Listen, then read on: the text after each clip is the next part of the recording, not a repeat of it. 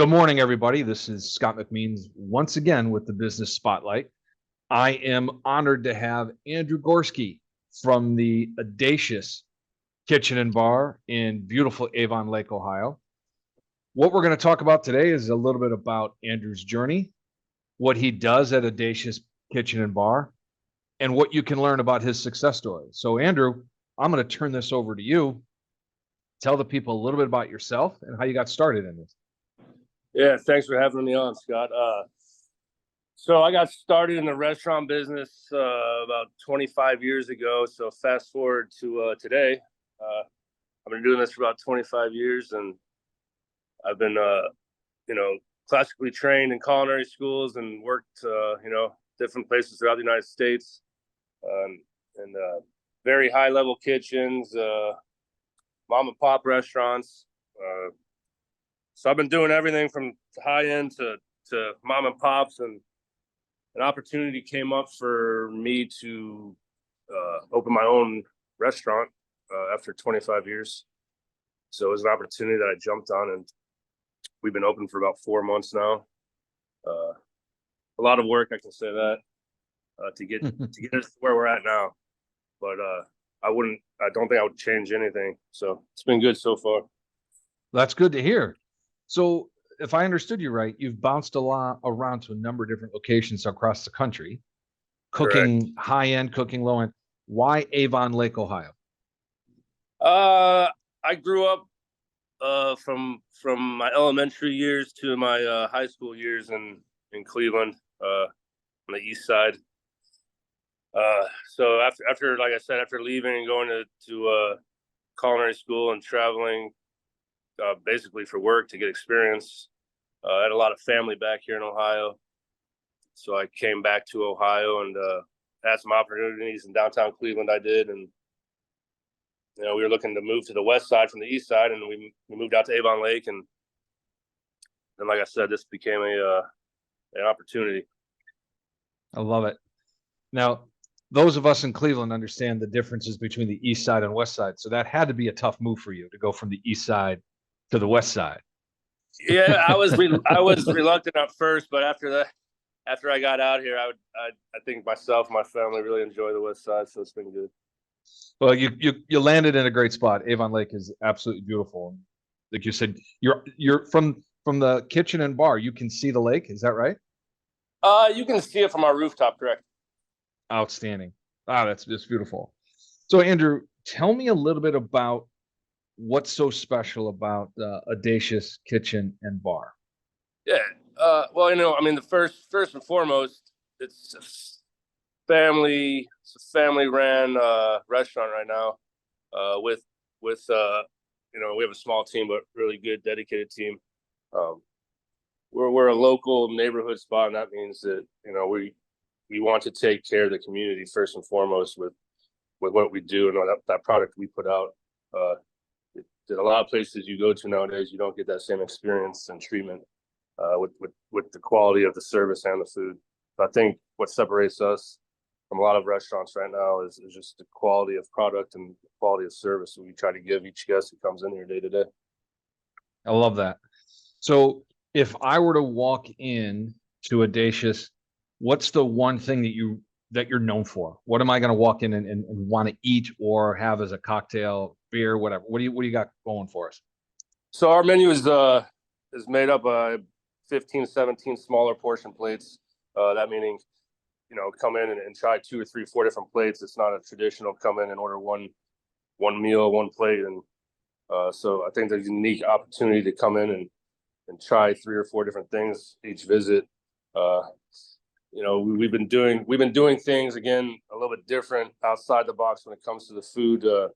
We have smoked roasted bone marrow. We have beef tartare. We do all of our own butchering with fish and meats in house. So everything's made in house, and we take whole fish, whole animals, whatever we can get a hold of, and process it all in house. Really trying to give guests the best experience they can get. And then with our bar, we have a full bar. We have 7, 8 different craft cocktails that our bartenders come up with, and we have a decent wine list. 12 different bottles by the glass. So whether it's cocktails or our wine menu or just our food and how we source our food and where it comes from, I would say that it's something that we strive to do here. All right. Sounds like one unique experience, whether it's craft cocktails, whether it's the craft unique 15 or 20 small portion plates that you have, there's a uniqueness to what you offer up. And it's, if I'm understanding you correctly, Andrew, you get a chance to try whatever you like and come back and try the next stuff on the menu when you arrive on your second visit. Yeah, like I said, I mean, for me and what I do and how I like to eat, I like to go to a restaurant and be able to check out as much of the menu as I can without breaking the piggy bank. So when coming up with the idea of how this menu should be structured here, that was part of the thing. Was, hey, let the guests be able to come in and spend $30 and try 3-4 different things. I love that idea. Love that idea. So as you're establishing this business, Andrew, what are some of the biggest hurdles that you had to overcome to get to not only opening, but having some success year to date? The biggest challenge is the staffing. I think if you talk to a lot of people in this business, in this industry right now, that's probably one of their top 3 on their radar as well. Is staffing is a huge issue. I mean, for all restaurants ever since COVID happened. So I would say that's definitely number one. And then some things that I think are other small hurdles for us was, being in a smaller community and being more aggressive with the food and the approach to the food and what we're doing here. That was a challenge to see if the community would take to it. And, they have. It's been great first 3.5 months. A lot of great feedback. It's pretty good. When you go talk about business models in restaurants, a lot of times people play it safe because it's safer is better than taking chances when it comes to thinking outside the box and offering different things that some guests are not used to. So that was a challenge for us, but it's worked out. Why do you think it's worked out so well for you, Andrew? I think in 2023, there's people travel a lot. I think people are very educated now when it comes to food and where their food is coming from. We've had a lot of guests come in here and say they love the fact that we're on the west side in the suburbs and we don't have to go downtown Cleveland to experience some of the things that you guys are doing out here. And it's also not the same mold as 90% of the restaurants that are found out here on the west side. So I think that's what has helped us be so successful is there is that niche and there is that market and there's those people that want to try new things and want to eat great things that come through our back door when we're sourcing these products. And they know it's fresh. They know, the fish or the oysters comes out of the water 2 days before we get it. So, I mean, I think that's what helped us and is helping us grow each day too. I like that. Now I'm thinking there's not a whole lot that I can do to help you with your menu. You seem to have that one locked and loaded. When it comes to the staffing challenge, what is it that you're looking for when you're trying to get people to join you and be on staff? Is there a certain criteria, a certain personality? What is it, Andrew, that you're really looking for? There's not so much a personality criteria, but again, for me, as one of the owners, we're looking for individuals that are passionate about actually taking care of guests that come to the restaurant, not just coming here to make money or, it's just another job. Part of the hospitality business in this industry is being hospitable to those people that come in and spend their hard money with us. And that has to be something that's genuine, whoever that person is that works for us. And when we talk about cooks back to the house, it's someone that has that passion to keep learning their craft and being able to work in a kitchen that's putting out some of the best food on the west side.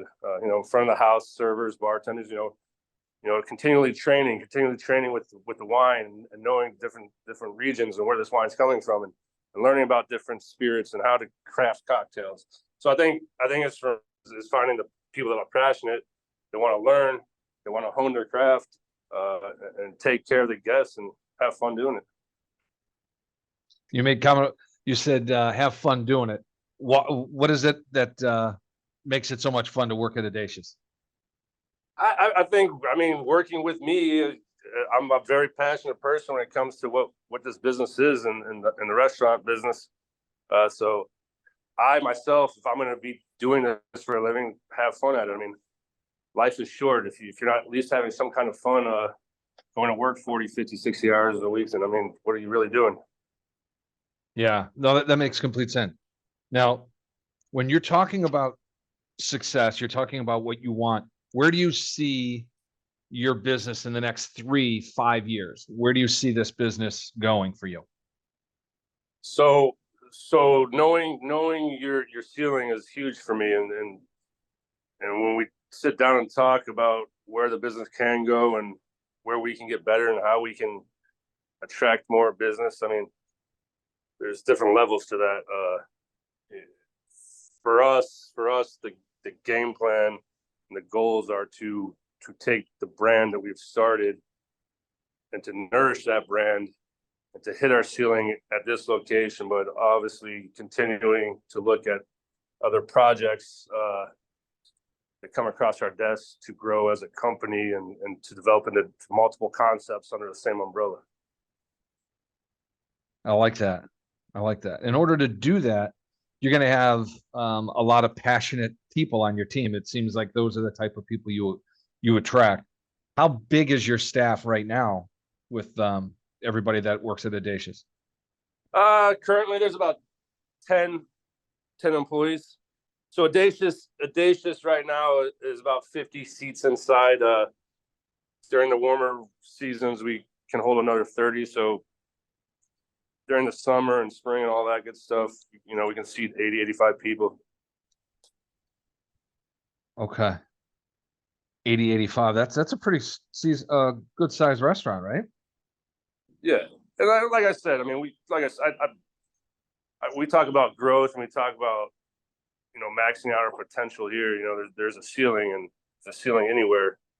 So it's about how you can take care of this space and maximize that every hour you're open. And, you know, how do you get the guests in here to enjoy themselves from 4 to 5, or, you know, 5 to 7 takes care of itself. So there's different struggles when it comes to different hours and every day in the restaurant business, but something else to you know, you look at as an owner. So what is it? Are there any specials that we should let the audience know about that you run on a daily or weekly schedule? Yeah, so we do again, it's a chef driven restaurant. Me being the owner and being in the culinary field my entire life. So every day we're running specials. Like I said, we bring in Wagyu from Japan. That's the best you can get in the world. We bring in fresh seafood every other day. So we run specials, food specials every day. We have happy hour 4 to 6 Monday through Friday. We're doing brunches on Sundays from 11 to 4. We're offering different. For example, we're offering a take-home Thanksgiving dinner.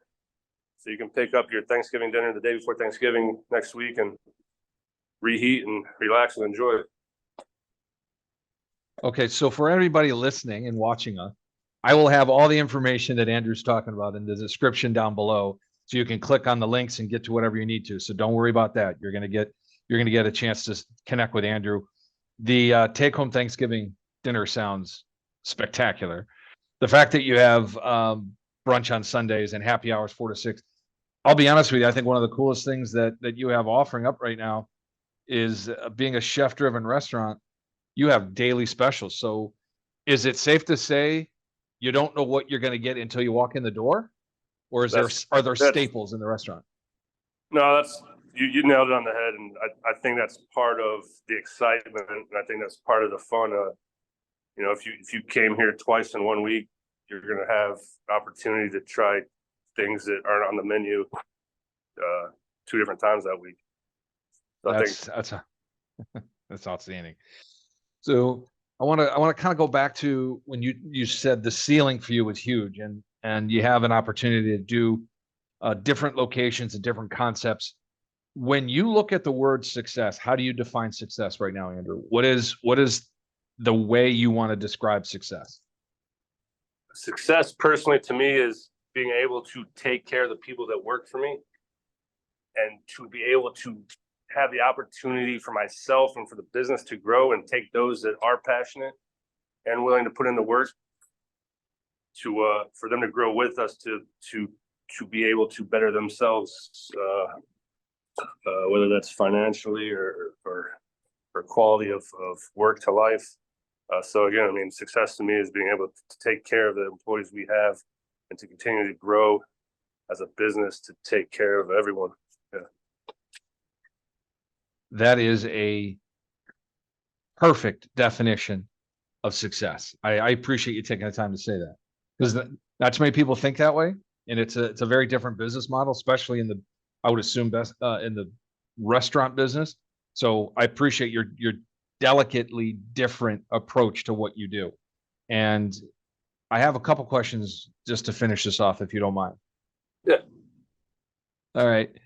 What advice would you give anybody trying to enter into the restaurant business? What kind of advice or suggestions would you have for an entrepreneur trying to get into the restaurant business? Realistically, patience. It's a lot of patience, and it's finding the right location and the right concept for that location. It's also a lot of hard work.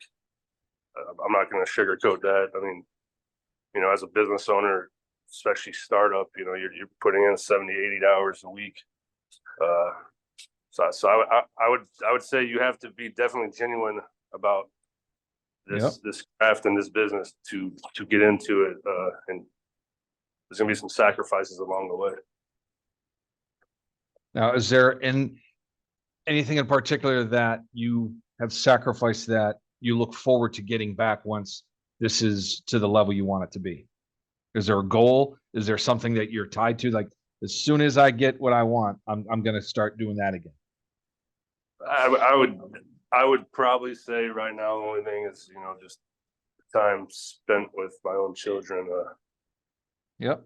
You know, enjoying their happiness as well as trying to balance that with work life. But as far as anything else, not really. Like I said, I've been doing this my whole life. I know what it is and what it is not. So for me, it's for me, I'm happy, you know. I get you. So last question for you, similar to what I just asked, but I'm going to ask it about you.